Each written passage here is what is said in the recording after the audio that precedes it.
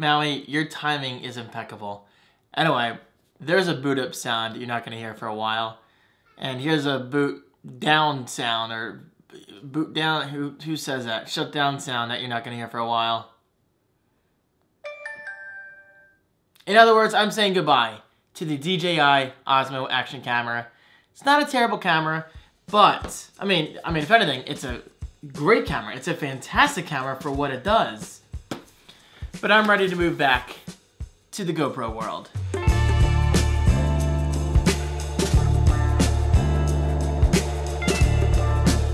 Hello everybody, how are you today? My name is David Franco from davidfran.co. That is my personal website where you can find more out about me, including why my cat refuses to stay out of the office when it comes time to record a video. And there he is. Okay, cool. Excellent times. I'm just gonna go with it, you know? I'm just gonna go with it because there are so many freaking GoPro unboxings out there as it is. I'm saying that because this has been out for what, at least 6 months now. And I just figured I'd treat myself. Hey, stop. Don't play with the video light. Come here. Or just go over there. Anyway, guys, I love the DJI Osmo action camera. I've had this one for about, what, nearly 2 years now because I bought it for Seaside Heights 1 year. And well, since then, it's been my primary camera for the patrons-only vlogs. And man, let me tell you, I am so thankful for my patrons. Seriously, Patreon has been an absolute life changer. It's allowed me to give you guys behind-the-scenes access of my week, what my typical work week looks like, whether I'm vlogging or making tech reviews or something like that. And of course, giving behind-the-scenes stuff on my personal things that I have going on. Because, well, basically, you know, in other words, weekend vlogs are great, but if you want my honest opinion right now, the patrons-only vlogs, for me, by far, are my favorite. They're just my chance to be truly myself throughout the week. And, well, those moments were captured with this camera and previous GoPros, for that matter. Anyway, I figured it's time to move on to something arguably better, the GoPro HERO9 Black. I did indeed go with the subscription model, so I saved like $150 in the long run because I got signed up for the GoPro subscription service, which honestly, I never really see myself using, but in my opinion, it's worth going for that deal because, well, A, 1, Z, B, M, N, you might use it. And, well, Z, I mean, it saves you a lot of money. So, hey, GoPro, respect, genius business model, and, well, it worked on me. So anyway, I went with this bundle. I didn't go with the extreme bundle or whatever they call it, where you get like all these mounting accessories, because I never use them. I just never find myself using them. Hi, Maui. All right, chill. But I did go with the GoPro HERO9 Black bundle, which gets you the case, which is very cool, and you get this, a SanDisk Extreme 32 gigabytes SSD, micro SSD. That's how much I'm going to use it, because I use this on my Osmo Action, and I'm likely going to use it on my GoPro as well. This is a 128 gigabyte micro SD card. Let's just take a second to truly appreciate how far we've come. I mean, so many people nowadays honestly take this for granted. I don't. Guys, think about it. We're always putting memory cards and whatever into our cameras or uploading photos to the cloud with like 100 gigabytes of data to use per account and all that stuff, but we need to step back sometimes and think about like how far we've come. This is 128 gigabytes. Think of the first hard drive and compare that room-sized hard drive to this. All right, let's open up the box, guys. GoPro HERO9 Black. Honestly, I don't care about the box, so let's just rip it open and throw it away. Because I will say, it's very cool that GoPro gives you this case now, because if I have to be honest, guys, I absolutely despised GoPro's previous packaging method, where it was that ridiculous, cool looking, but ridiculous plastic case, which in my opinion was a pain in the ass to open. And what are you gonna do with that case? Throw it away, put it on display? I don't know. This is more realistic. So GoPro, I have so much respect for this, and this is something I'll actually use all the time, because obviously in the coming days, likely I'm going to be getting more things like memory cards, additional batteries, and maybe even some accessories for when I eventually get my Tesla Model 3. I definitely want to get some kind of suction or dashboard mount, I don't know, where I can just put the GoPro there magnetically and just vlog for you guys instead of having to constantly set it up. And if you're new to this channel, you're probably like, God, this guy doesn't shut up. And you know what? I have to agree. I love to talk. I'm not just your typical unboxer. I like to give you my true, honest thoughts and whatever, you know? I like to talk about things. For example, I'm going to be Uber Eating some Chinese food tonight. Do you need to know that? No, but I told you anyway. All right, so upon opening the included GoPro case, and plus I'm very excited. You know, it's not every day I buy myself a new camera, so this is quite exciting. Subscribe to GoPro. You get a little QR code. You get instructions on how to open up the thing for the battery. Nobody needs this stuff. Unless maybe you're, I don't know. Maybe you do need this stuff. I don't need this stuff. You do get a USB-C cable. USB-C to USB-A. Very nice. The battery, by default, is separate from the camera. You do get a mount still, you know? So that's why I believe the Extreme Bundle, I'm just calling it Extreme Bundle, is not really worth it. Well, because I also have that floating mount behind the camera. Actually, hold on. Let me get it. Guys, don't go anywhere. This right here is my GoPro Hero Session. I literally use this camera once a year. Although I didn't use it last year because of COVID. But I use this once a year for Seaside Heights. It's an extremely simple, waterproof camera that I put on this float mount. So God forbid I ever drop this in the ocean. It turns upside down, it floats to the top, and you can spot it using this very bright orange color.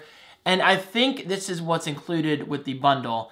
So I was like, I don't really need it. I mean, I have one already. So yeah, with that said, GoPro Hero Session, if you're looking for a cheap GoPro, these things are great. I don't know if they even make them anymore, but you can always find it on eBay. Okay, so mounts. Another accessory that I'm probably never going to use.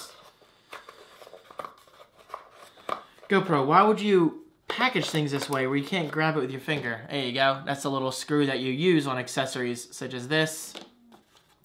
And this is the GoPro Hero 9 itself. Wow, the first thing I noticed, I have to agree with some video reviews I watched. This thing is pretty big. It's pretty big for an action camera. So let's take the Osmo Action. Great camera, and the GoPro Hero 9. That's significantly bigger than the Osmo Action. Is it a bad thing? Not necessarily, because honestly, you're going to get used to it in a week, but it is kind of polarizing when you're so used to using this camera pretty much every day. For example, I just kind of throw it into my pocket like this, and I don't think about it. Now, let me put this one in my pocket. Yeah, it's definitely a little chunkier. But is it going to change anything? Is it going to frustrate me? No. Like I said, it's just something you're going to get used to in like a week. All right, so let's take off the plastic. Oh, baby. I love it. I love it so much. Oh, baby. Oh, yeah. Oh, yeah. I love this stuff so much. This is the big one, guys. This is the big one. Oh, okay, that wasn't that exciting, but still. And let's take the plastic off the front screen. All right, so as much as I love you, GoPro, let's give respect where respect is deserved. Credit, let's just say credit and respect. DJI was well ahead of the game in terms of adding a front screen. DJI was first with this by far. So GoPro, in a way, is definitely playing catch up. But GoPro has one major advantage. The Hero 9 can have both displays turned on at the same time. Whereas with the Osmo Action, it's either the front screen or the back screen, and you have to press this button to flip them. Now, is that a game breaker, a deal breaker rather? No, not at all. But it's definitely a little frustrating sometimes when I'm constantly flipping the camera and have to flip the screen every time. Whereas with this, I don't have to. Now, is that going to affect battery life? Of course. But is it going to affect battery life to the point where you're frustrated? I don't know. I just got the thing, guys. I mean, you're asking me questions I don't know. So, come on. Give me space here. Seriously, though. Here it is. Hero 9. So, we do have to install the battery. Whoa, this is different. Look at this. These things on the bottom. That's a first. For me, anyway. It's been a couple years since I bought a GoPro. And this is a door, right? Kind of a weird mechanism. That's actually quite the large spot for a battery. So the battery is a little large for an action camera, so that's why it's so beefy. But at the same time, you definitely want to have good battery life. And I will say the Osmo Action is great in terms of battery life. I mean, I'm just used to charging it every day, so it's never really once been a huge issue for me in terms of battery life. Close the door. The door mechanism is really weird. I feel like they could have done a better job designing that. So here we go, let's turn it on. First boot up. First boot up.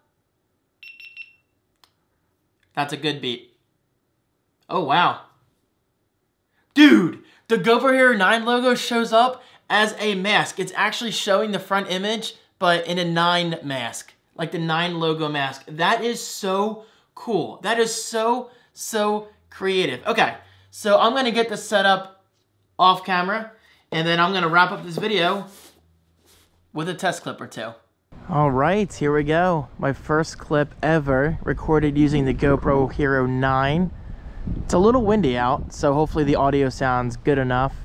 I'm currently recording in 1080p 30 frames per second, which obviously isn't even close to the camera's max capability or whatever you want to call it. This camera can pull off some insane results, guys. But the only reason I'm doing 30 frames right now is because the previous clips recorded on my Canon EDD were also recorded in 1080p 30 frames per second.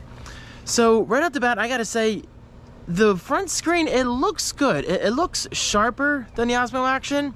There is one downside though. You're losing major frames in the preview, but that's not gonna affect the video in post. That's just something you're gonna have to get used to. But man, I gotta say, the front screen actually looks really good. I'm actually surprised at how sharp it is. Also, keep in mind, by default, GoPro wants you to record in Super View.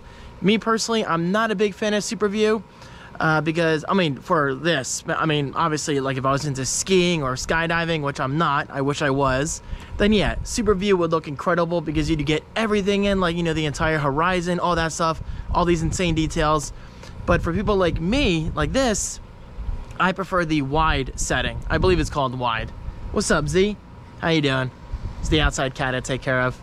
So I think the wide setting is the best setting to use for vloggers like myself. That's kind of what I was using on my previous GoPros, and that's also what I was using on the Osmo Action, or at least whatever they called it, you know, that setting. Also, you have to excuse the background noise, but then again, this is a great example. Currently I have my heat pump running because it's a little chilly out again. And also the lighting is not the best right now, so keep that in mind. Okay, the screen just shut off. Okay, so if you tap the back of the screen, the front screen goes back on just to save battery life. So that's actually really cool. I don't have to physically touch any buttons to turn that screen back on. That's really cool. But then again, I think it was the same on the Osmo Action. Yeah, it was. So yeah, I mean, obviously this camera is going to be very similar to the Osmo Action, but in many ways, I think the GoPro HERO9 does so much more. This clip right here is just a very tiny preview of what you can truly expect out of a camera like this. I mean, I just unboxed it an hour ago, so I have a lot to find. I have a lot to explore, turn on, turn off, all those features. But so far, I gotta say, I'm impressed. Now, I haven't heard audio yet, because obviously I haven't imported this myself yet, but let me know in the comments section right below. How does the audio sound? Considering I'm outside, we got a slight breeze, we got some background noise. Hopefully it sounds okay. Hopefully it sounds good. And with that said, stay tuned for the next weekend vlog, guys. The Easter 2021 vlog will be recorded entirely with this camera. I was gonna say entirely in GoPro. That doesn't make sense. Guys, I need food. I'm gonna Uber eat some Chinese food. Thank you so much for watching. I hope you enjoyed this vlog. And of course, if you want to buy yourself the GoPro HERO9, yes, it's linked right below on Amazon, but I'm also going to link you directly to GoPro's website, because don't forget, you can save a lot of money if you sign up for GoPro's subscription service. So check it out, treat yourself, and I'll see you next time. Peace.